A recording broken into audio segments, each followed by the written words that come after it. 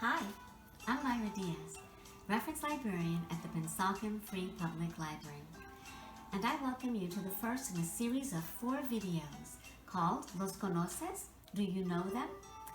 These are videos where I'm going to read to you the life stories of different Hispanics in honor of Hispanic Heritage Month, which goes from September 15th to October 15th. And today's story is this one right here, Planting Stories, the life of librarian and storyteller Pura Belpré, written by Anika Aldamuy Denise and illustrated by Payola Escobar. Let's get started.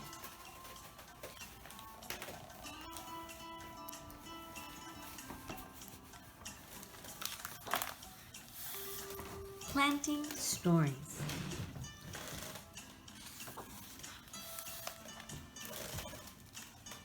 It is 1921. Pura Teresa Belpré leaves her home in San Juan for a visit to Nueva York, New York. Words travel with her, stories her abuela, her grandmother, taught her. Cuentos folclóricos, folktales that Pura retold in the shade of a tamarind tree in Puerto Rico.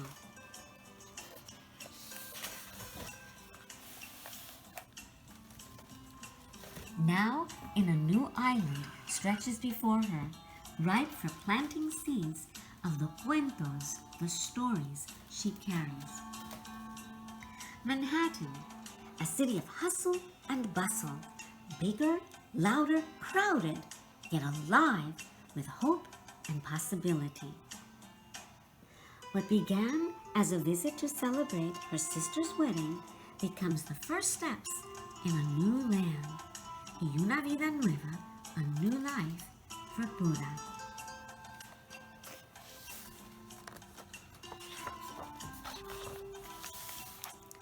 She works first in a garment factory, but it is cold floors and hard edges, not the soft, fertile ground where seeds take root. Then, a golden opportunity. Una bendición, a blessing. The library needs a bilingual assistant. Pura speaks Spanish, English, and French. She is perfect for the job.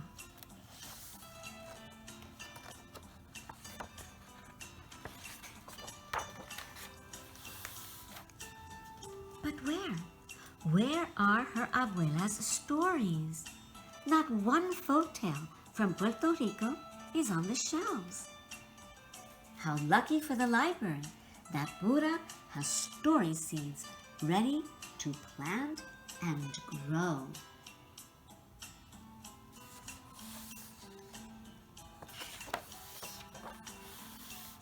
In the children's room, she lights the story hour candle and begins. Her eyes dance. Her voice sings. Pura's words paint a picture of a little house with a round balcony where Martina, a beautiful Spanish cockroach, meets Perez, a handsome and gallant mouse, El ratoncito Perez y la cucarachita Martina, a tale from the tamarind tree.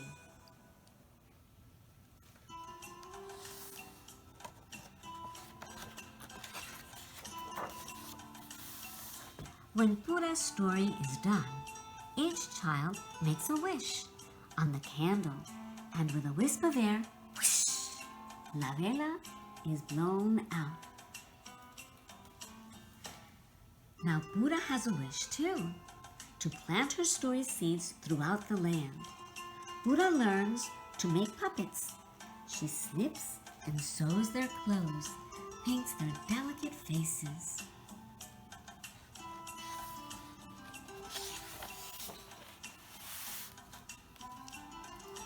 Families come to hear folktales in Inglés y Español, in English and Spanish, to watch Pura's puppets dance across the stage of her stories.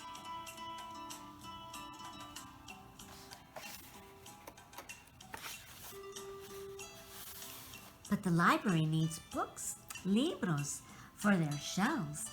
How can more children read Pérez y Martina and other cuentos de Puerto Rico?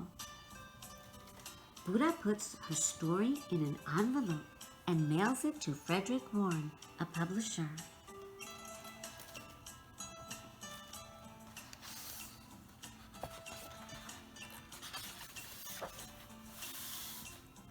Soon, Pérez y Martina is a book.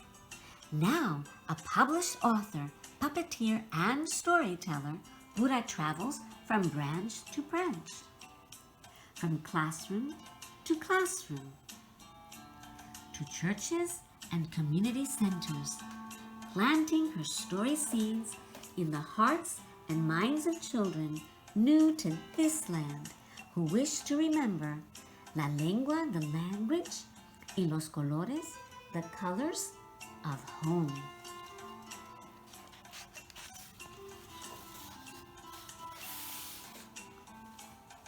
Writing, learning, speaking, teaching, traveling.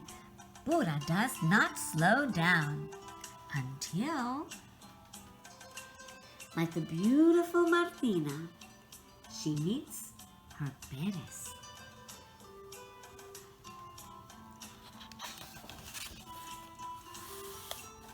On a December day in New York, Pura marries the musician Clarence Cameron White. Un año away from the library, she decides.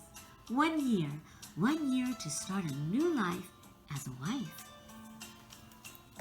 But a year stretches on. Together, they travel to new cities. Clarence plays his music, Pura tells her stories.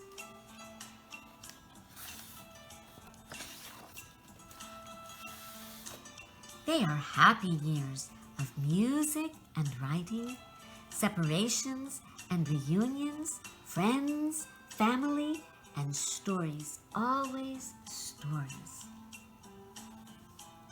Until, on a June day in New York, Clarence stops playing his music, and Pura, her story must begin again.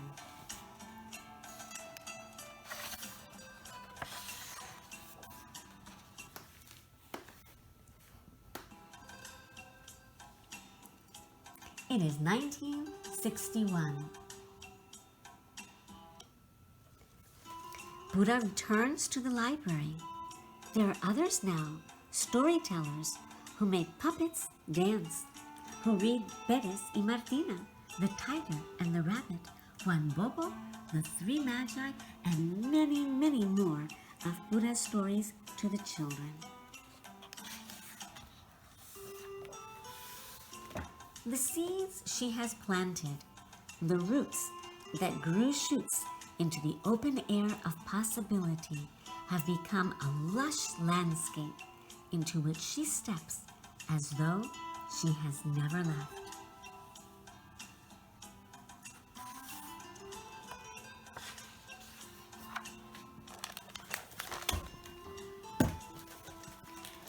Dear friends, I'm going to read to you the author's note, just a snippet of it, because I'd like you to know a little bit more about Pura.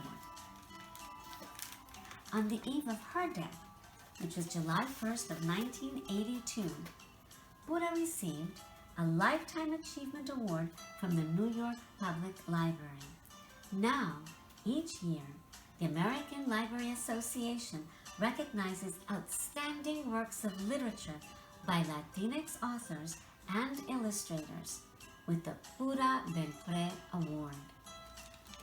I'm not sure if you've ever seen one, but if you visit the library, and I hope you will, check out the Pura Belpré Award winners and honorees.